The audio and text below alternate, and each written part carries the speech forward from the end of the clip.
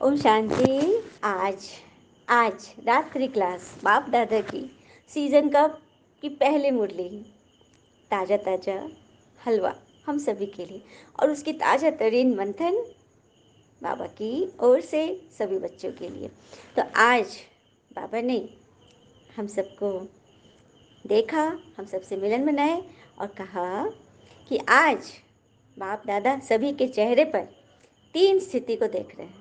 तो पहली है श्रेष्ठ स्थिति, दूसरी है श्रेष्ठ पढ़ाई और तीसरी सदगुरु द्वारा श्रेष्ठ वरदानों का चमकता हुआ सितारा देख रहे हैं बाबा सभी के चेहरे पर। तो बाबा पूछते हैं, आप सब भी अपने मस्तक पर चमकते हुए सितारे अनुभव कर रहे हो ना? क्योंकि सभी तो मधुबन नहीं पहुंच सकते, अपने घर में सभी अव्यक्त मिलन मना रहे हैं। तो बाबा उन सभी बच्चों से कह रहे हैं कि आप सब भी अपने मस्तक पर चमकते हुए सितारे अनुभव कर रहे हो। सर्व संबंध बाप दादा से है ना? तो सर्व संबंध अर्थात माता पिता बंधु सखा साजन सब कुछ भगवान से। फिर भी ये 3 संबंध आवश्यक है। कौन से 3? पिता, शिक्षक और गुरु, सबसे मेन इम्पोर्टेंट। ठीक है। और आप सभी सीखी लदे लाडले बच्चों को जो यह संबंध सहज ही प्राप्त है, यह वरदान आप सबको सहज ही प्राप्त है। तो इतना नशा रहता है, नशा रहता है कि आपकी दोस्ती किससे है। कहते हैं ना कि हमारा भविष्य कैसा होगा यह इस बात से तय होगा कि वर्तमान में हमारी मित्रता किन से है। तो हमारी मित्रता किन से है? उस भगवान से जिसको सभी इतना ढूंढ रहे हैं। और दुनिया में भक्त आत्माओं में सभी देवता की इतनी पूजा करते हैं। हनुमान जी जो कि परमात्मा के सबसे बड़े भक्त थे। और भक्त कभी भगवान हो सकते हैं क्या? भगवान कभी किसी की पूजा कर सकते हैं? नहीं ना। तो नंबर 1 भक्त थे, जिन्होंने भगवान से मित्रता की। और मित्रता पर एक और बात सुनते हैं, सुदामा। सुदामा की कहानी। तो बहुत बड़ी दौलत के मालिक होने के बावजूद भी यदि मन में कुछ पाने की चाह बाकी है तो समझ लेना कि हम अभी तक दरिद्र ही हैं और कुछ पास में नहीं। फिर भी जो अपनी मस्ती में झूम रहा है उससे बढ़कर करोड़पति दूसरा कोई नहीं। जब सुदामा को गले लगाने के लिए आतुर श्री द्वारकाधीश इसलिए भाग कर नहीं गए थे कि उनका मित्र आया है, अपितु इसलिए गए थे कि सुदामा उनके लिए अपना सब कुछ लेकर आया है। सशरीर अपनी भावना, अपना तन मन धन जो भी उसके पास है सब कुछ समर्पित करने आया है। इस भाव से श्री कृष्ण उनसे मिलने गए थे। इसलिए तो कहा गया है ना, जो कुछ नहीं मांगता भगवान उसकी बड़ी अच्छे से देखभाल करते हैं। उनको पता है कि इस बच्चे को क्या चाहिए।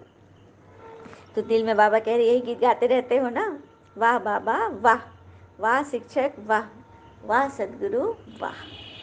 तो वाह वाह करेंगे ना तो जीवन अपने आप वाह बन जाएगी। फिर दुनिया में तो लौकिक गुरु जिसको महात्मा कहते हो, दुनिया में साधु महात्मा जो गुरु बनाते हैं उसको कहते हो, उनके द्वारा मतलब एक झलक पाने के लिए, एक स्पर्श कि मस्तक पे स्पर्श रख दे, वरदान पाने के कितना प्रयत्न करते हैं। और आपको बाबा ने जन्मते ही श्रेष्ठ वरदानों से संपन्न कर दिया। वहाँ तो सिर्फ एक झलक पाने के लिए, एक स्पर्श के लिए तड़पते रहते, भीड़ में एकदम किस तरह से मतलब एकदम जान जोखिम में डाल के पहुँचते। और यहाँ स्वयं भगवान हमें श्रेष्ठ वरदानों से संपन्न के, वरदानों की माला ही पहना दी। तो इतना श्रेष्ठ भाग्य क्या स्वप्न में भी सोचा था कि भगवान हमारे ऊपर बलिहार जाएंगे? भगवान हम पर बलि चढ़ रहे हैं। भक्ति में तो हम बलि चढ़ाते हैं, वो भी निरीह प्राणी की। और यहाँ स्वयं भगवान हम पर बलि चढ़े, हमें पढ़ाने के लिए, हमसे मिलने के लिए भगवान आते हैं। तो आप वाह बाबा वाह के गीत गाते हैं। आप लकी बच्चे हो ना, बाबा हमें लक्की सितारे बोलते हैं। बाप दादा एक एक बच्चे को देख रहे हैं, चाहे आगे वाला हो, चाहे बाद में आया हो, पीछे हो, लेकिन हर एक बच्चे की विशेषता को बाबा जानते हैं। बाप दादा का कोई भी बच्चा, चाहे छोटा है चाहे बड़ा है, चाहे महावीर है चाहे पुरुषार्थी है, लेकिन हर एक बच्चा, क्योंकि बाबा ने जिसे ढूंढा, बाबा ने जिसे ढूंढा, हम बच्चे तो बाबा को ढूंढते रहे लेकिन तो मिले नहीं, लेकिन बाप दादा ने हर बच्चे को बहुत प्यार और स्नेह से कोने कोने से ढूंढ लिया। विश्व के कोने कोने से भगवान के बच्चे को बाबा ने चुन लिया क्यों चुना? क्योंकि प्यारे हैं तब तो ढूंढा, बाबा कह रहे हैं प्यारे हो। क्योंकि बाबा जानते हैं मेरा कोई एक भी बच्चा ऐसा नहीं जिसमें कि कोई विशेषता न हो, क्योंकि विशेषता ही तो यहाँ पहुँचाया है, भगवान से मिलाया है कौन? हमारी विशेषता ही तो। कम से कम गुप्त रूप से आए हो। हम्म? बाबा को पहचान तो लिया, क्या बात है। गुप्त रूप से भगवान आए, बूढ़े तन में आए। अच्छा, हमने वो आरती गाई है ना भक्ति में, बूढ़ो ब्राह्मण बनकर कंचन महल कियो। अब उसका रहस्य पता चल रहा है कि बूढ़े ब्राह्मण बनकर बाबा कंचन महल, सबसे पहले मन को कंचन बनाने आ गए हैं। कितनी बड़ी बात है ना। गुप्त रीति से आए भगवान को पहचान लेना कितनी बड़ी विशेषता है। तो सबके दिल में मेरा बाबा है ना, बाबा पूछ रहे हैं। कोई कहता है कि तेरा बाबा? सब कहते हो मेरा बाबा, तो विशेष बन गए ना। इतने बड़े बड़े साइंसदान, बड़े बड़े वीआईपीज पहचान न सके, तर्क शास्त्री, दर्शन शास्त्री नहीं पहचान सके, और आप सब उन्हें भोले भाले जिसको भक्ति को अनपढ़ माता तक भी पहचान ली, और बाबा को अपना बना लिया। तो हर एक इस खुशी में पलते हुए उड़ रहे हो ना, बाबा पूछ रहे हैं। चल नहीं रहे, उड़ रहे, क्योंकि चलने वाले बाबा के साथ अपने घर में जा नहीं सकेंगे। क्यों नहीं जा सकेंगे? क्योंकि बाबा तो उड़ने वाले हैं, तो चलने वाले कैसे साथ पहुंचेंगे? अब हवाई जहाज के साथ मोटर गाड़ी चल सकेगी क्या? या पैदल चल सकती है? कभी नहीं। तो उड़ने वाला बनो। बाबा सभी बच्चों को वरदान देते हैं, फरिश्ता स्वरूप भव। फरिश्ता उड़ता है, चलता कभी नहीं। कभी देखा फरिश्ता को चलते? उड़ते रहते, एक सेकंड में पता नहीं यहाँ से वहाँ पहुँच जाते हैं। तो आप सभी भी उड़ती कला वाले हो ना, पूछते हैं बाबा। कभी चलती कला, कभी उड़ती कला तो नहीं होती है। सदा उड़ने वाली डबल लाइट स्थिति होनी चाहिए। क्यों? सोचो, बाबा ने आप सभी से गारंटी ली है कि जो भी किसी प्रकार का बोझ अगर मन बुद्धि में है तो बाबा को दे दो। बाबा तो आए ही सब कुछ लेने, अपना कख पंजम छुपा के रखे हैं, उसको बाबा मांग रहे हैं। और सबसे बड़ी जो कमी होती है ना, वो दिखावटी हो गई है आज की दुनिया में। कहते हैं ना कि घर की माँ को खुश रखो, मंदिर वाली माँ अपने आप खुश हो जाएगी, है ना।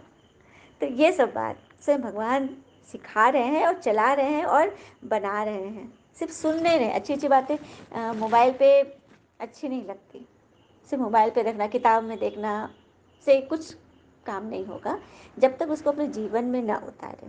तो किसी प्रकार का बोझ अगर मन बुद्धि में है तो भगवान को दे दो। तो बाबा को बोझ दिया कि थोड़ा थोड़ा संभाल के रख लिया, बाबा पूछ रहे हैं।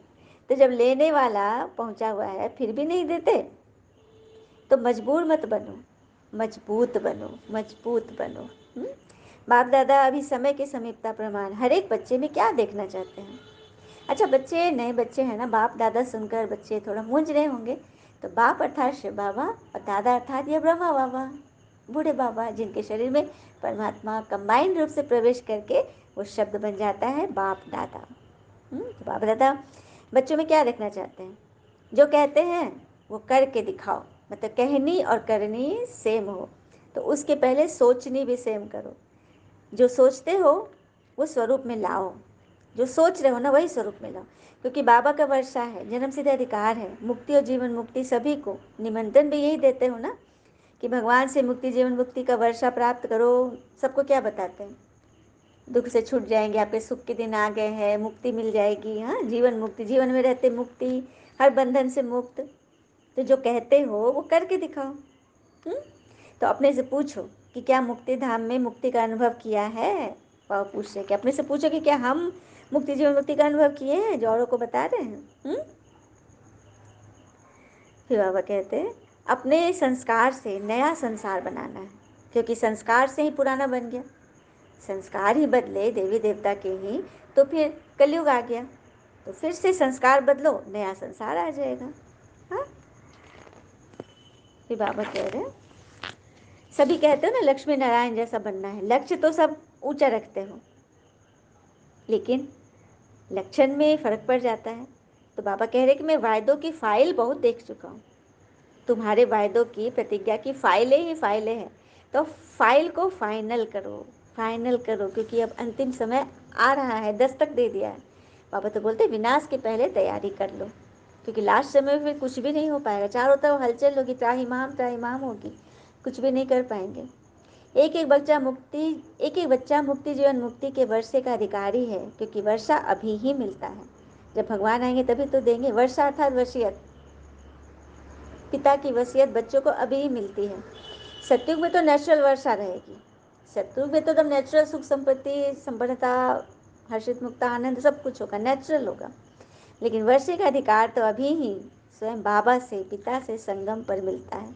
इसलिए बाप दादा यही चाहते हैं कि हर एक कोई भी बंधन जिसे खींच रहा है, तो उस समय क्या करना है? तो कारण को खोजो, क्यों हुआ ये केओस, क्यों हुआ ये हंगामा, क्यों हुआ ये तकलीफ, क्यों हुई, दर्द क्यों हुआ, तो उसको सोचो। और कारण के साथ फिर निवारण सोचो। पहले तो कारण खोजो कि क्यों हुआ, फिर कारण का निवारण क्या है यह सोचो। बाप दादा ने अनेक बार भिन्न भिन्न रूप से बताए हैं। सर्व शक्तियों का वरदान भी दिया है, सर्व गुणों का खजाने दिए हैं। खजाने को यूज़ करने से खजाना बढ़ता है। तो खजाने हैं सबके पास, बाबा देख रहे हैं। बाबा कह रहे हैं कि तुम सबके पास खजाने हैं, मुझे सब कुछ दिख रहा है। स्टॉक भी देख चुका हूँ, स्टॉक भी भरपूर है ना स्टॉक, पूछ रहे हैं बाबा। लेकिन खजाने को समय पर यूज़ नहीं करते, सिर्फ पॉइंट के रूप में सोचते हो कि हाँ ये करना चाहिए था, ये नहीं करना चाहिए था, ऐसे हो गया।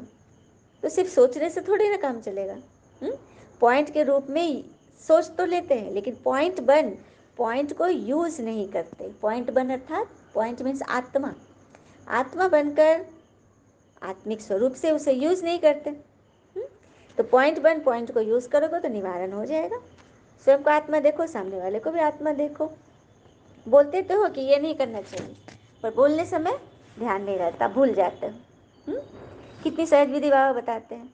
सिर्फ संगम युग में वृत्ति की कमाल है। वृत्ति अर्थात हमारी सोच जो अंदर चलती है, वृत्ति से ही वायुमंडल बनता है। तो वृत्ति को यूज़ करो।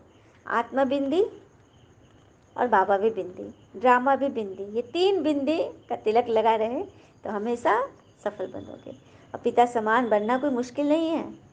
बाबा कह रहे मेरे समान बनना कोई मुश्किल नहीं है।